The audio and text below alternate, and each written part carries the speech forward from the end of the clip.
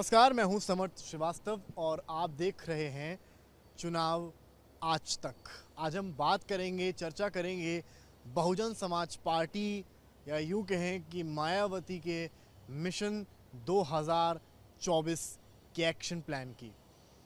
मायावती अब उत्तर प्रदेश तक ही सीमित नहीं रहना चाहती हैं। अब जो एक्शन प्लान तैयार कर उन्होंने अपने पार्टी के पदाधिकारियों को, नेताओं को, कार्यकर्ताओं को दिया है, बताया है, उसके तहत यूपी के अलावा अन्य राज्यों में भी बहुजन समाज पार्टी अपनी पकड़ बनाती हुई नज़र आएगी। यानी कि उत्तर प्रदेश के अलावा हिमाचल प्रदेश, झारखंड, दिल्ली समेत कुछ और अन्य राज्य अब बहुजन समाज पार्टी की उस लिस्ट में हैं जहां मायावती को लगता है कि पार्टी अपनी पैठ बना सकती है या यूं कहें कि बसपा का परचम लहरा सकती है। झारखंड में मायावती के प्लान ऑफ एक्शन के मुताबिक झारखंड में मायावती को लगता है कि वहां पर युवा जो हैं जो युवा कार्यकर्ता वहाँ का है वो बसपा को आगे ले आ सकता है और युवा इस वक्त झारखंड को आगे ले आ सकते हैं। ये सोच मायावती की है। वहीं हिमाचल प्रदेश में या यूँ तो हिमाचल प्रदेश के विधानसभा चुनाव में बसपा ने चुनाव इस बार लड़ा था पर बहुत बुरी तरीके से हार मिली थी। उसके बाद भी मायावती को लगता है कि हिमाचल में अगर और मेहनत की जाए तो शायद चीज़ें बेहतर हो सकती हैं।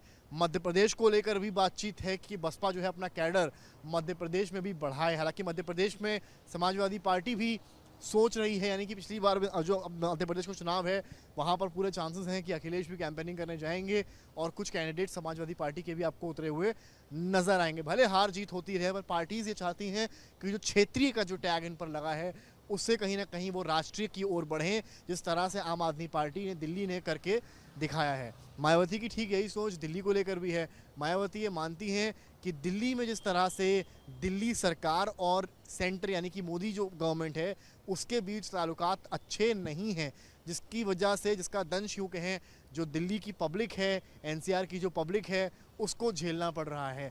इसके चलते बहुजन समाज पार्टी वहाँ के लिए भी एक ऑप्शन की तौर पर रहे। इसलिए आप देखा जा सकता है कि आने वाले वक्त में लोकसभा चुनाव है तो दिल्ली के भी कुछ सीट्स पर मायावती अपने कैंडिडेट्स को उतार सकती है। हालांकि ये अभी एक चर्चा के विषय है और पार्टी में भी कोई ऐसा अभी पुख्ता तरीके से इसको कंफर्म नहीं किया है, पर ये जो मीटिंग मायावती की लगातार पदाधिकारियों के साथ हो रही है उनमें इस तरह से पार्टी के मिशन 24 एक्शन को आगे बढ़ाने की बात चल रही है और ठीक ऐसा ही करते हुए देखा जा सकता है। उसी बीच में लखनऊ में एक बैठक होती है मायावती की, जिसमें एक पुराना नारा उठाया जाता है, वोट हमारा नाम तुम्हारा। ये नारा आपको अगर याद हो तो कांशीराम ने दिया था उस वक्त में जब बसपा आई थी और समाजवादी पार्टी से मतभेद था। मुलायम सिंह एक तरफ होते थे, एक तरफ कांशीराम होते थे, तो बीजेपी भी कल्याण सिंह के बहाने बीच में आती रहती थी। तो ये कहानी उस वक्त की थी और अब ये भी देखा जा रहा है कि बसपा उन पुराने नारों के बहाने कहीं ना कहीं चुनाव में सरगर्मियां पैदा करना चाहती है।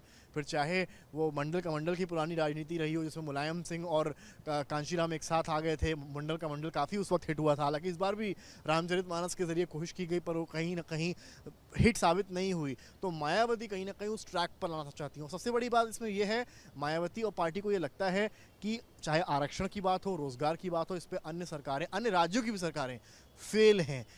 इस वजह से बसपा जो है ये काम कर सकती है जहां पर बसपा युवाओं के रोजगार की बात करेगी। सबसे बड़ी बात यह है कि मायावती का फोकस एससी, एसटी और ओबीसी वर्ग पर है।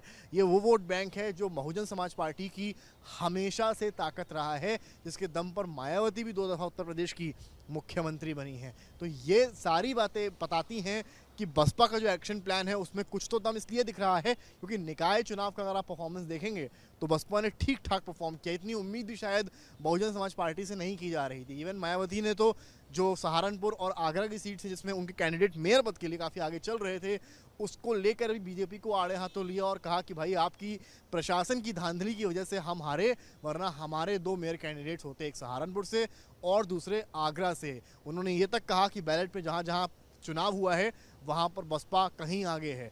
तो ये चुनाव अगर मेयर का भी आपने बैलेट में कराया होता तो कहीं ना कहीं ईवीएम पर भी अखिलेश की तरह मायावती भी आपको सवाल उठाती हुई नज़र आ रही हैं। तो फिलहाल ये सारी बातें किनारे पर मिशन 24 जो है निकाय चुनाव की भी बात आप करते हैं तो मायावती आपको ग्राउंड पर नजर नहीं आती हैं। अखिलेश तक उतर जाते हैं, सीएम के लगातार दौरे होते हैं, पर मायावती का शायद वॉक ऑफ एक्शन यही है।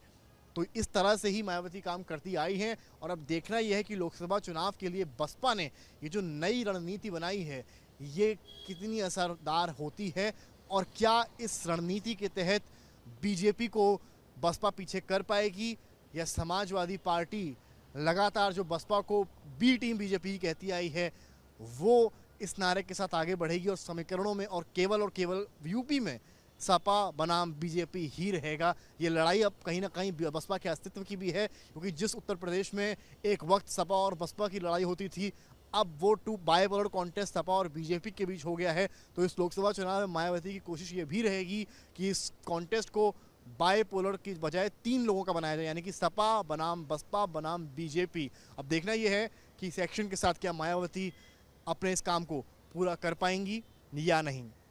कैमरामैन संजय के साथ समर्थ श्रीवास्तव, चुनाव तक।